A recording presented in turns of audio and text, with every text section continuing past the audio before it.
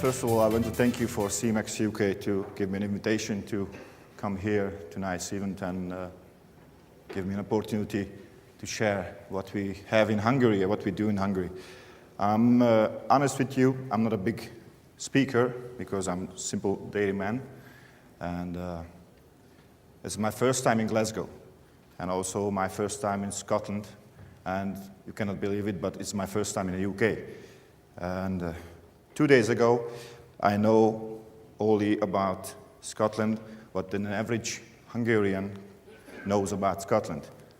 But more than information was, I know Glasgow Rangers, a football team. I know you have a good whiskies, and I know a good movie about Scotland, about Braveheart. But after yesterday night, last night, I got, I think, the most impression about Scotland.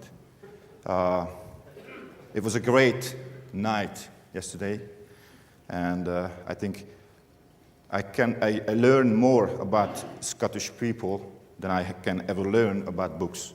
It was thank you for this moment, because that was my first time I ever heard pipe music, see people wearing this traditional Scottish wear, so it was awesome. So thank you.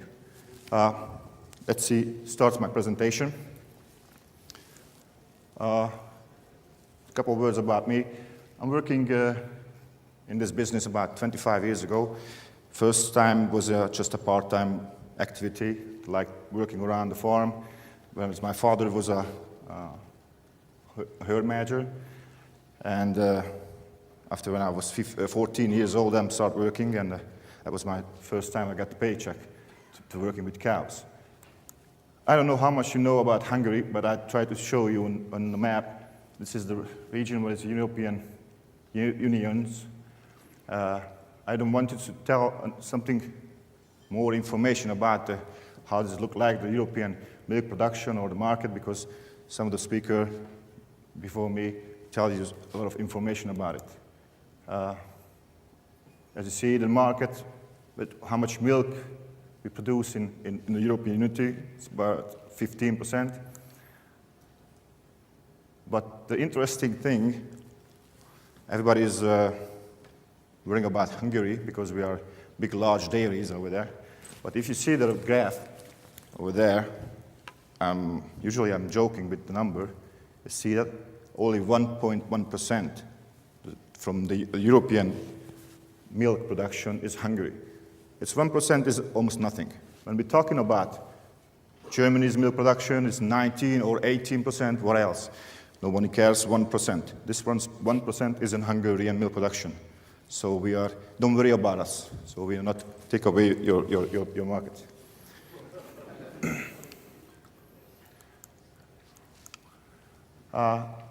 This is my country, Hungary.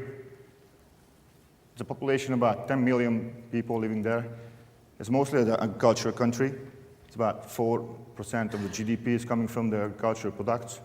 The number of the cattle is about 800,000 cows. It's about 200,000 cows about in dairy. So it's 1-0. Hungary milk production about 1.8 million tons per year. And it's interesting is the average herd size is close to 400 cows per farm.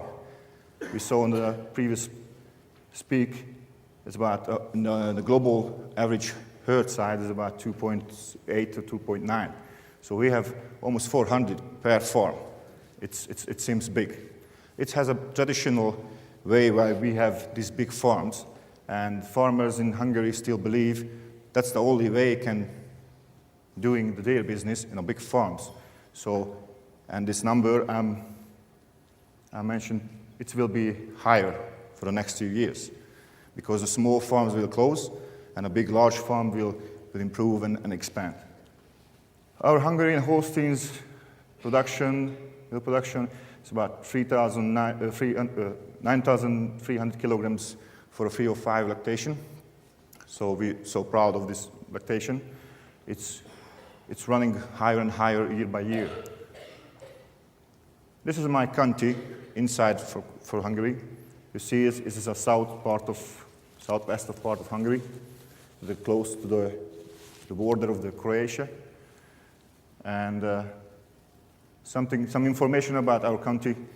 It's a second largest county in Hungary, but the lowest animal number in the country. So there are the lowest number of all the kind of animals, even sheep, goats, pigs, or dairy cows. Very low standard of living, so most of the poor people are living there. It's because of the early 90s, and all the companies, all the instrumental companies was closed up, big state farms broke up, the people get unemployment and still unemployed. So I can tell you just a few places can really give job for people in my country. If you like hunting, you have to come to my county because one of this place is a lot of forest, a lot of hills, valleys, and we have a lot of hunting traditional in our country. So if you want to hunt for deer, just feel free to come and spend good times. It's my farm, so our farm where we're working belongs to one of the biggest agriculture and food industrial group in Hungary. They called Fino Group. It's a Fino Group is owned by a Hungarian family, 100% Hungarian family. They are not farmers, they're more than investors. We have, in this Fino Group, we have agricultural groups, also have food companies, milk processing company. We process about 70 million kilograms of milk per year in this company, in this processing plant. This group belongs to dairy farms. In 2 dairy farms, we have 3,000 cows, and we have 1 heifer farms, which grows and raises the big farm, the 2,000 cows farm replacements. And our daily milk production is about 75 kilograms of milk. I saw the data this morning. It was about 77,000 now, so still growing. And you see the map. There's a location. There's Kaposvár, the city, is the capital of the county, and there's a Kazsok. This is a farm where I will show you, and I'm talking to more details about it. And it's very close to Kaposvár. There is a milk processing plant, about 25 kilometers, so easy to ship the milk to our own milk processing plant. Let me tell you about something about the insider group, the Bushfruit Co-op farm. This is which is handling and owned the dairies. Some historical background of the farm. It starts with 1996 with 200 cows when the owner got one farm and said, okay, let's do farming. And he bought this farm in Kazsok. You see it was an old style barns full of walls, and that was the usual view in Hungary in the middle of the 90s, and still have some farms with the same constructions. In 2004, when Hungary was joined for the European Union, was a program to get help for the countries who joined, the new joins to the Commission, get some money to help them to get faster. We built up 2 new barns and grow up for 500 cows that time. And 2010, at the time when I arrived at the farm, and the owner asked me should I work with them? And they had a vision. They wanted to grow, expand for a really large dairy. And they told me they want 3,000 cows because they want at least 50% of the daily production, daily processing in a company, a milk processing plant, produced by own farms. At that time, in 2010, we start the new farm construction. I would say something about how we design it, how we plan the future, because it's it was the most important part of the future plans. Now in 2011 we start the construction work, we spent for the farm closely 10 million euro to build up. We scrape everything, the old barns we scrape down and start build up the new one. And we start growing the herd size. We purchased some cows. At the time we start using a lot of sex semen, so we knew we wanted to raise our herd, our own replacements. In 2016, we reach probably the next month 2,000 cows, and the final capacity of the farm is about 2,200 cows on the farm. And it's a small graph what we do and how we do in the past and how we raise our herd size and the milk production. You see, we wasn't as bad before the improvement, but there's a weak point and a deep point that time when we start doing our working on the farm. So can you imagine when it's 500 cows you're milking day by day 3 times and start scraping everything's out? It's about 200 people will show up on the farm, start doing bulldozers and doing this hammer, sledgehammers, and the cow was under stress for 1 year, so we dropped a lot of milk. And that time was my only question, only ask, and 2 criteria was to my herd managers. I told them, you cannot lose the cows, so you have to save your cows, because we need to raise up, and also you cannot screw up the reproduction. So you have to keep an eye on reproduction. They made it, so we didn't lose as much cow, and the reproduction performance was still good, but we lost a lot of milk production. So that was the point. But we're still running up, and this year we will be over 11,000 kilograms of milk for 3 or 5 lactation. That's how the farm is looking like today. It's a very impressive farm. And let me talk about something about designing. Yesterday we heard Joab about cows, what the cows need. I'm looking for my laser pointer. I got it. Excuse me. And he told a lot of things about what the cows need, what the dealers want to sell to you, what advice to you. I tell you the truth. I designed this farm in 2010, and the final draws and the final plans were finished 2011. So I spent almost 1 year just designing. I went out to the United States many times, see what was the best for my cows, not for me, my cows. And a lot of Hungarian farmers, they made a lot of mistakes because they thought making improvements, making investments for the expand the farm, it's easy to the cheapest, the easiest way. But sometimes it's not right. So every time it's not right to choose the easiest and cheapest way. And of course they build up the farm, everything was nice, just the cows don't like it. And they lose a lot of milk production, and also they lost a lot of cows. So we went to the United States, we saw a lot of barns, visiting a lot of farms, talking with consultants, designers, and we find out what's the best for our cows. With never watching, when we're planning, I told my owners, don't see the present performance of the cows. Let me give you an example. We have a 72 rotary parlor, and the dealer will show up in 2011. And I told him I was looking for your equipment and the collector under the cloud. I told him that's what I need.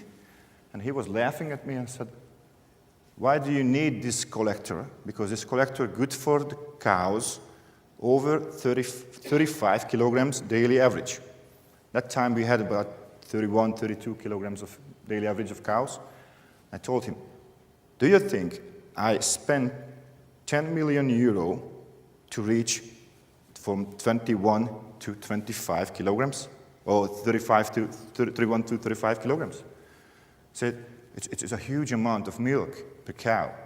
Now, today, we passed 38 kilograms of milk per cow. So, can you imagine, if I choose the cheaper equipment, and I reach my cow's performance higher and higher, and the limit will be the collector or the milking equipment, I screw up. So never do your present planning for the future, because you build up your buildings not for just 2 years or 5 years, at least 10, 15, or 20 years. Hungary especially, we build up buildings at least 30 years. 30 years, we will change buildings, 30. 30 years in the Holstein genetics will growing and growing and growing. What we have in the farm, we have 2 row barns with flushing. Each barn, two long barns we have, it's about 220 meters long and about 32 meters wide. Each handle is about 650 cows, each barns. And we have a special barn back there, and this is a milking equipment. This is a 2 old barn. It's a 2 old barn is handled for housing for 500 cows in a 3-row barn. We decided we never want to build up a 3-row barn anymore. So the cows don't like 3-row barn, and we realized that maybe it's a little bit expensive, more expensive to build up the 2-row barn, but the feeding space for the cows' comfort is much better in the 2-row barn. That's probably the farm that we have. I will show you a lot of pictures what we have on the farm, but I want to tell you what we're doing with the cows, how we're managing the cows. And if you're interested about my farm, please, I give you an invitation, come to Hungary and see the farm. So anytime, welcome. What we think is one of the most important cases on our farm is a calf and heifer raising. One of my friends from the United States told me the first 2 hours in the calf life depends on will survive or die. In the first 2 months will decide what kind of cow you have. So it's very important issue, the calf raising. We have our calves in individual hutches every season, even in the summer, even in the winter time. We have around average about 400 calves each time on the calving yard. Our protocol goes right after calving, we take the calves out of the mother cow to feed it with 3.5 kilogram colostrum. Every time we measure the colostrum and check the colostrum of the quality, so we are froze the colostrum down, so we don't care about this mother milk or not mother milk.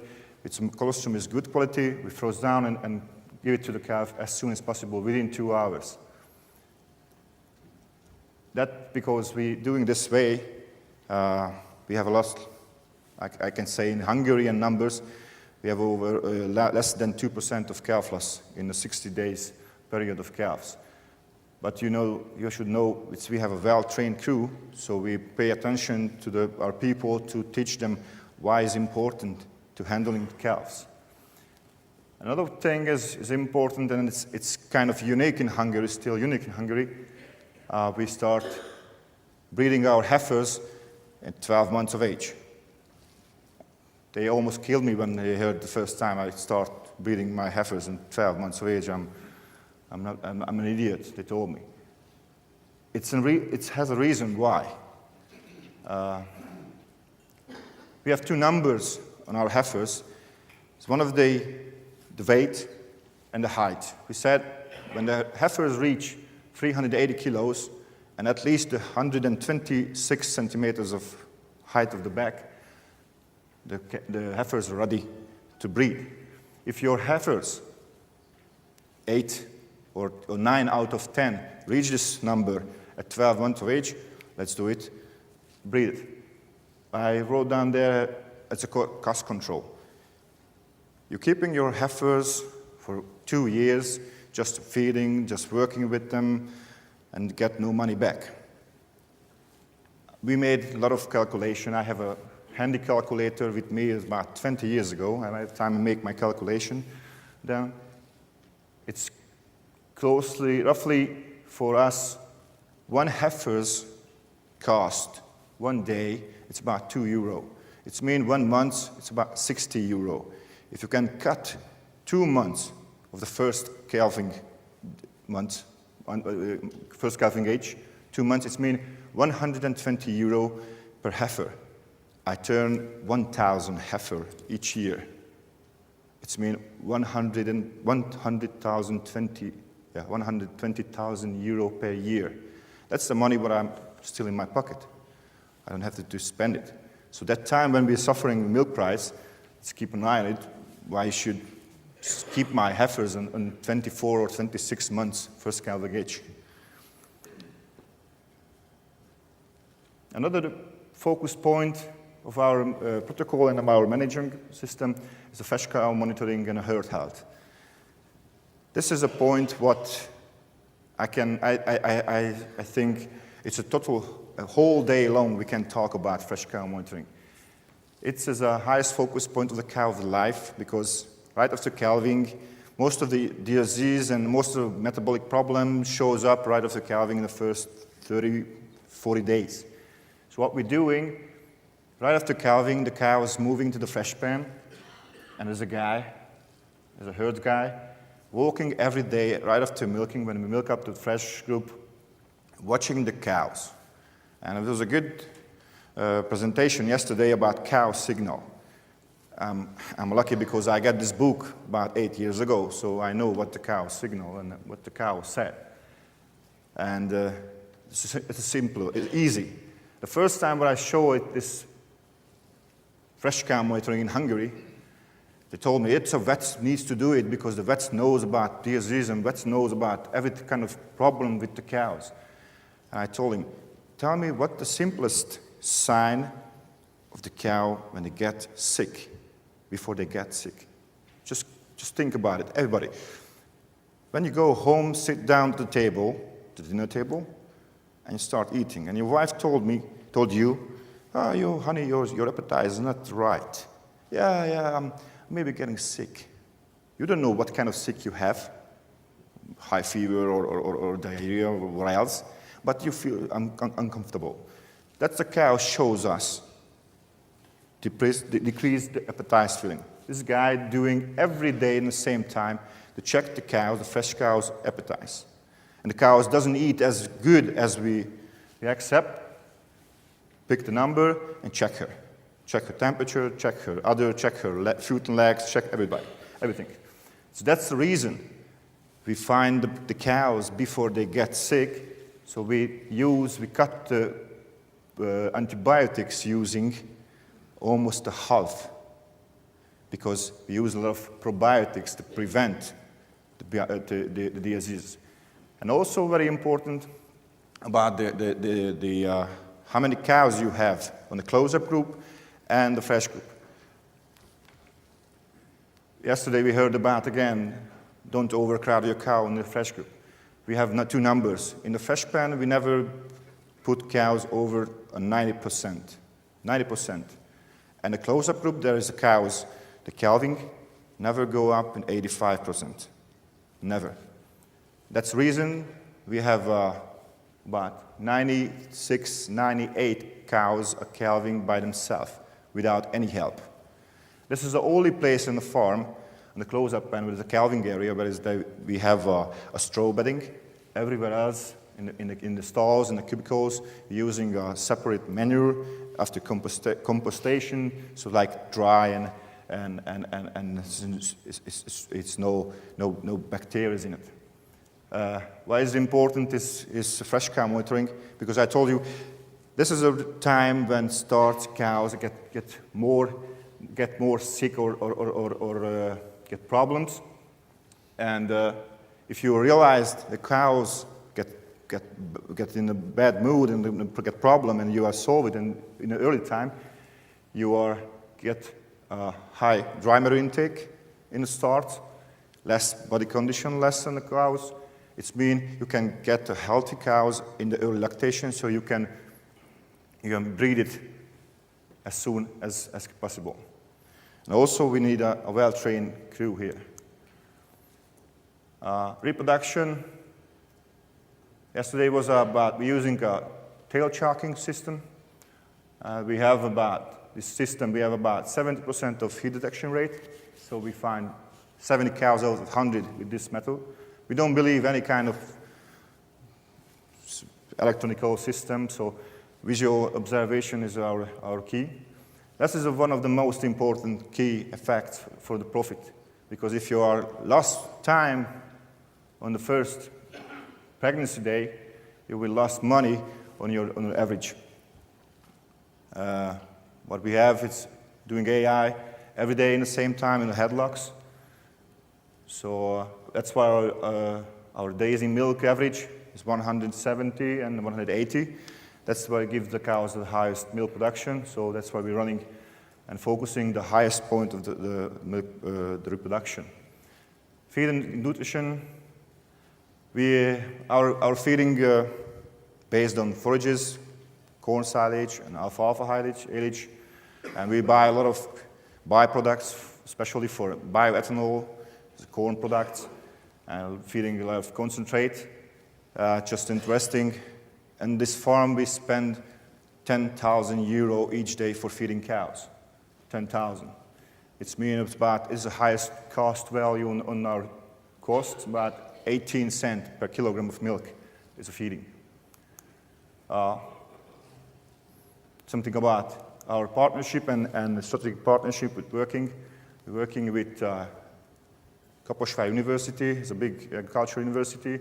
Also working with UBM Feed Ltd, is one of the biggest feeding company in Hungary. I'm working with Semex Hungary Ltd. And we're doing not just consulting work, we make a lot of meetings, organized trainings, especially in the United States. I don't know, have you ever heard about Lyndall Whitelock? He's the guy who comes to Hungary, and we go to the United States and teach us to how the large dairies can be managed. And also we work together as a strategic partner. You see, we're using a lot of new bulls, about 60% of genomic bull sire and 20% of daughter-proven bull, and also we use about 20% of testing bull from different kind of companies. But let me put two pictures to one of my two sires for it here. There's one of the manifold, and one is numero uno. I'm sure more of you know them. It's good because both sire I can see it. I could be able to see them. One time when I was in Canada, I saw this bull, and this is one of my favorite because it's standing in Hungary. So it's a Hungarian bull.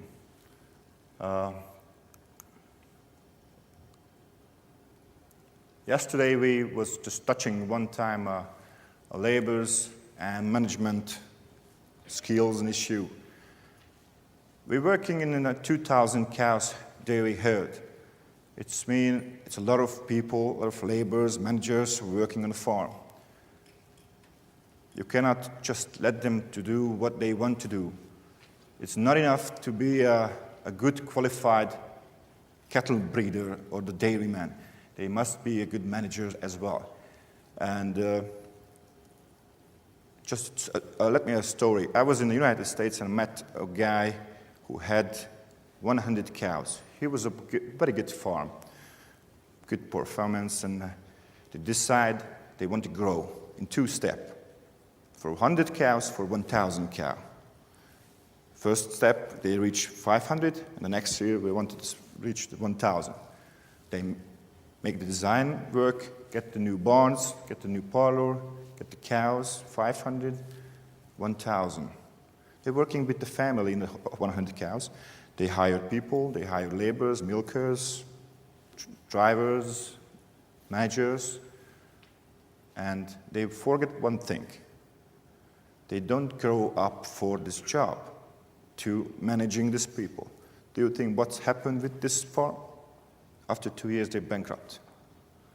Because they cannot manage the people. They were perfect in a small farm with 100 cows.